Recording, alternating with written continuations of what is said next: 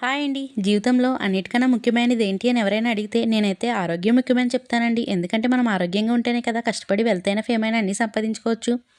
మంచి ఆరోగ్యాన్ని ఇచ్చే రసప్తమి పూజ మేము ఎలా చేసుకున్నామో చూసేయండి. ముందుగా ఒక జిల్లేడాకు, 2 రేగుపళ్ళు తలపైన పెట్టుకొని తలస్నానం చేసి, ఇంటికి ఆగ్నేయంలో కడిగి పసుపు రాసి, అష్టదళ పద్మ ముగ్గు వేసుకొని, పసుపు, కుంకుమ మధ్యలో వేసి, ఆవు పేడతో చేసిన పిడకలు పేర్చుకోవాలి. ముందుగా మనం ఏ పూజ చేసుకున్నా గణేషుని పూజిస్తాం కదండీ!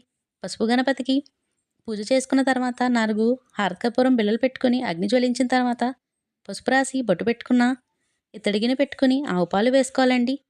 మనం బాగా అగ్గి అనేది రావాలంటే ఇలా ఇవి ఏరు పిడకలు అంటారంటండి. అవి కూడా పెట్టుకుంటే అగ్గి అనేది బాగా వస్తుందంటండి.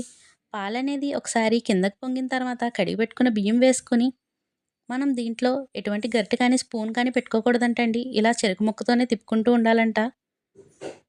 అన్నం అనేది ఇలా మెత్తగా ఉడికిన తర్వాత గిన్నె అనేది కిందకి దించేసుకుని తగినంత బెల్లం అలానే లైట్గా షుగర్ వేసుకుని ఆవు నెయ్యి వేసుకుని ఒకసారి బాగా కలుపుకొని ముందుగా అగ్నిదేవుడికి నైవేద్యం చూపించాలంటండి. మేము సూర్యభగవాన్ని పూజ ఎలా చేసుకున్నామో నెక్స్ట్ పార్ట్లో పెడతాను, ఆ వీడియో కూడా చూడండి. అలానే మీరు రసప్తమి పూజ ఎలా చేసుకున్నారో కామెంట్ చేయండి. వీడియో నచ్చితే లైక్ చేయండి.